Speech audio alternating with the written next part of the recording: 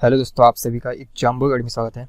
इस क्लास में हम एसएससी एग्जाम के लिए साइंस पढ़ने वाले हैं और यहाँ पर हम साइंस में पूछे गए प्रीवियस ईयर प्रश्न को देखेंगे और यह हमारा पार्ट 5 रहेगा। इस क्लास में हम जो भी प्रश्न पढ़ेंगे वह एसएससी एग्जाम के लिए बहुत ही महत्वपूर्ण है। तो हम स्टार्ट करते हैं पहले प्रश्न से। पहला प्रश्न क्या कह रहे हैं कि निम्न में से कौन सा आभासी बल है। हमें यहाँ पर बताना है कि इनमें से कौन सा आभासी बल है। तो इस प्रश्न का राइट आंसर होगा अपकेंद्री बल। अपकेंद्री बल को आभासी बल भी कहते हैं। तो आभासी बल कौन सा होगा? तो अपकेंद्री बल। तो हमारा ऑप्शन नंबर जो ए है इस प्रश्न का करेक्ट आंसर है। अब देखते हैं प्रश्न पे। प्रश्न 2 के कह रहे हैं कि बॉल पेन किस सिद्धांत पर काम करता है। बॉल पेन किस सिद्धांत पर कार्य करता है। तो इस प्रश्न का राइट आंसर होगा गुरुत्वीय बल के सिद्धांत पर। तो हमारा ऑप्शन नंबर जो बी है इस प्रश्न का करेक्ट आंसर है। अब देखते हैं प्रश्न पे। प्रश्न 3 के कह रहे कि टेलीविजन का आविष्कार किसने किया था। टेलीविजन का आविष्कार किसने किया था। तो किसने किया था? तो J.L. बेयर ने। टेलीविजन का आविष्कार J.L. बेयर ने किया था।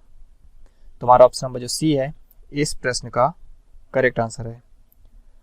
अब देखते हैं प्रश्न पे। प्रश्न 4 के कह रहे हैं कि आर्द्रता का मापन किससे किया जाता है। आर्द्रता का मापन किससे किया जाता है। तो किससे किया जाता है? तो हाइग्रोमीटर से। आर्द्रता का मापन हाइग्रोमीटर से किया जाता है। तो ऑप्शन नंबर जो सी है इस प्रश्न का करेक्ट आंसर है। अब देखते हैं प्रश्न पे। प्रश्न 5 के कह रहा है कि पवन की गति को मापने वाला उपकरण है। हमें यहाँ पर बताना है कि पवन की गति को मापने वाला उपकरण कौन सा है। तो कौन सा है? तो एनीमोमीटर। पवन की गति को मापने वाला उपकरण एनीमोमीटर है। तो ऑप्शन नंबर जो डी है इस प्रश्न का करेक्ट आंसर है। अब देखते हैं प्रश्न पे। प्रश्न 6 के कह रहा है कि दूध की शुद्धता किससे मापी जाती है।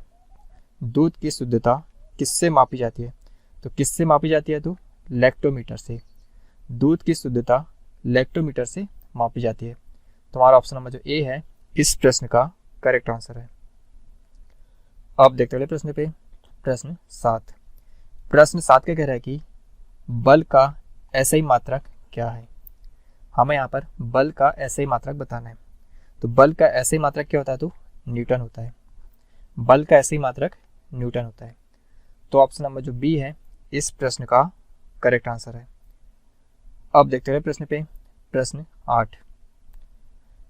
8 के कह रहे हैं कि निम्न में से कौन सा प्राकृतिक बहुलक है। हमें यहाँ पर बताना है कि इनमें से कौन सा प्राकृतिक बहुलक है। तो कौन सा है? तो सेलुलोज। जो सेलुलोज है यह एक प्राकृतिक बहुलक है। अब हम यहाँ पर बात करते हैं कि प्राकृतिक बहुलक कौन कौन से हैं। तो एक तो हो गया सेल्यूलोज, उसके बाद लकड़ी, उसके बाद रेशम और उसके बाद रबड़ आदि। तो प्राकृतिक बहुलक कौन कौन से? सेल्यूलोज, लकड़ी, रेशम, रबड़ और आदि। अब बात करते हैं कृत्रिम बहुलक की। तो इसमें कौन कौन सा जाएगा? तो बेकेलाइट,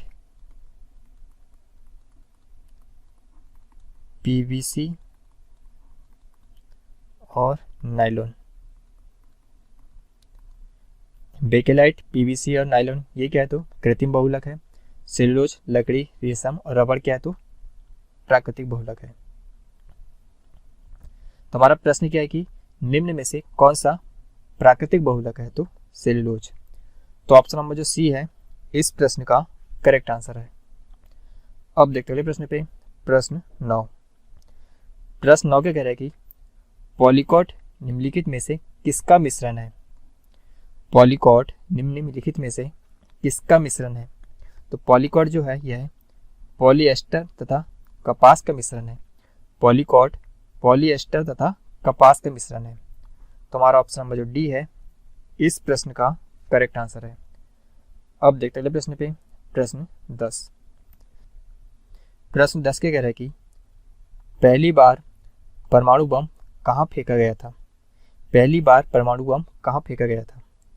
तो पहली बार परमाणु बम हिरोशिमा पर फेंका गया था। कहाँ पर? तो हिरोशिमा पर। और ये कब फेंका गया था? तो 6 अगस्त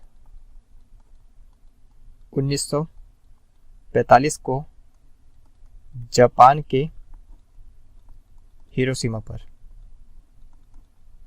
और इसका नाम क्या था? तो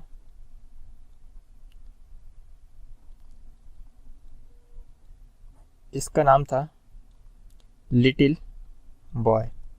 इस परमाणु बम का नाम क्या था? तो लिटिल बॉय था। तो पहली बार परमाणु बम 6 अगस्त 1945 को जापान के हिरोशिमा पर फेंका गया था और इसका नाम था लिटिल बॉय। उसके बाद इसके 3 दिन बाद 3 अगस्त 1945 को जापान के नागासाकी शहर पर फेंका गया था और इसका नाम क्या था? इस परमाणु बम का नाम था फैट मैन। क्या नाम था? तो फैट मैन।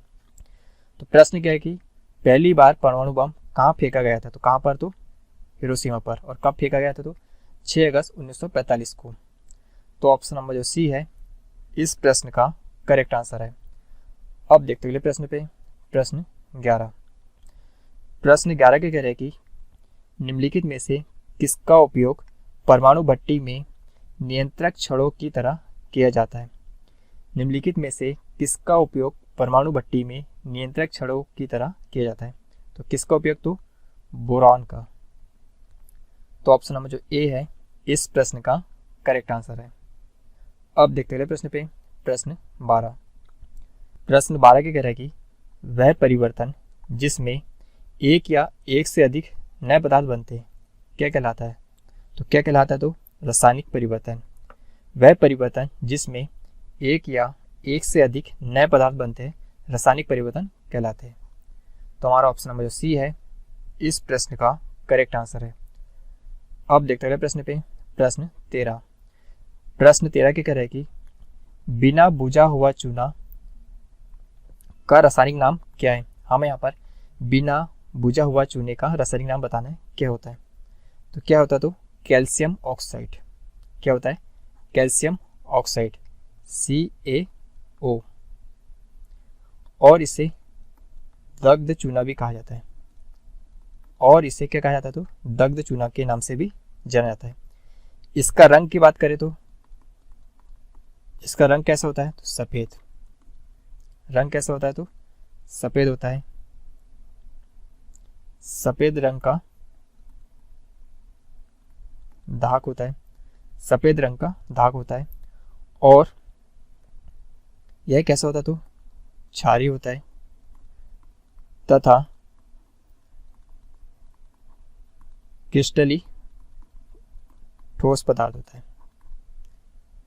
सफेद रंग का दाग होता है, क्षारीय होता है तथा क्रिस्टली ठोस पदार्थ होता है और इसको दग्ध चूना भी कहा जाता है। तो बिना बुझा हुआ चूने का रासायनिक नाम क्या है? तो कैल्शियम ऑक्साइड है। तो ऑप्शन नंबर जो ए है इस प्रश्न का करेक्ट आंसर है। अब देखते हैं प्रश्न पे, प्रश्न 14। प्रश्न 14 के कह रहा है कि बेकिंग सोडा का रासायनिक नाम क्या है। हमें यहाँ पर बेकिंग सोडा का रासायनिक नाम बताना है, क्या है।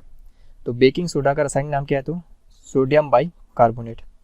बेकिंग सोडा का रासायनिक नाम क्या है? तो सोडियम बाइकार्बोनेट।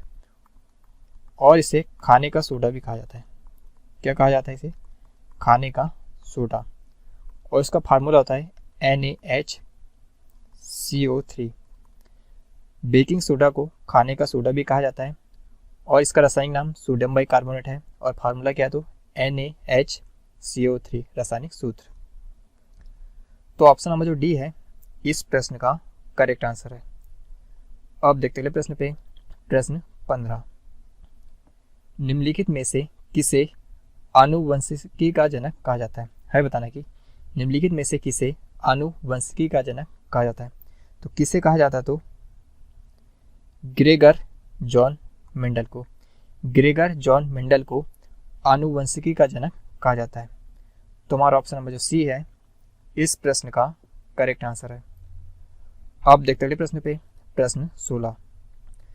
प्रश्न 16 क्या कह रहा है कि गुणसूत्र किससे बनते हैं? गुणसूत्र किससे बनते हैं? तो किससे बनते हैं? तो डीएनए तथा प्रोटीन से बनते हैं। गुणसूत्र डीएनए तथा प्रोटीन से बनते हैं। तो ऑप्शन नंबर जो डी है इस प्रश्न का करेक्ट आंसर है। अब देखते हैं प्रश्न पे, प्रश्न 17। पेनिसिलिन की खोज किसने की थी? पेनिसिलिन की खोज किसने की थी? किसने की ली थी? तो अलेक्जेंडर फ्लेमिंग ने। पेनिसिलिन की खोज अलेक्जेंडर फ्लेमिंग ने की थी। तो हमारा ऑप्शन नंबर जो डी है इस प्रश्न का करेक्ट आंसर है। अब देखते हैं अगले प्रश्न पे, प्रश्न 18। प्रश्न 18 क्या कह रहा है कि मलेरिया परजीवी की निम्नलिखित में से कौन सी अवस्था संक्रामक है? तो कौन सी अवस्था संक्रामक है? तो स्पेरोजोइट। तो हमारा ऑप्शन नंबर जो सी है इस प्रश्न का करेक्ट आंसर है। अब देखते हैं अगले प्रश्न पे, प्रश्न 19। प्रश्न 19 का कह रहा है कि चेचक के लिए टीके वैक्सीनेशन का आविष्कार किसने किया था? जो चेचक का टीका है इसका आविष्कार किसने किया था वैक्सीनेशन के लिए? तो इसका आंसर होगा एडवर्ड जेनर ने। किसने किया था? तो एडवर्ड जेनर ने। और यह जो टीका था यह जो टीका है मुंह में दिए जाने वाली वैक्सीन है। तो हमारा ऑप्शन नंबर जो ए है इस प्रश्न का करेक्ट आंसर है। अब देखते हैं प्रश्न पे, प्रश्न 20। प्रश्न 20 के कह रहा है कि एड्स देने वाले वायरस की पहचान किस वर्ष हुई थी? हमें यहाँ पर बताना है कि एड्स देने वाले वायरस की पहचान किस वर्ष हुई थी। तो किस वर्ष हुई थी? तो 1981 में हुई थी। एड्स देने वाले वायरस की पहचान 1981 में हुई थी। तो हमारा ऑप्शन नंबर जो ए है इस प्रश्न का करेक्ट आंसर है। तो यह था साइंस का पार्ट 4। इसमें हमने इंपॉर्टेंट प्रश्न देखे जो कि एसएससी के सभी एग्जाम के लिए बहुत ही महत्वपूर्ण है। यदि यह वीडियो आपको पसंद आए तो इस चैनल को सब्सक्राइब करें।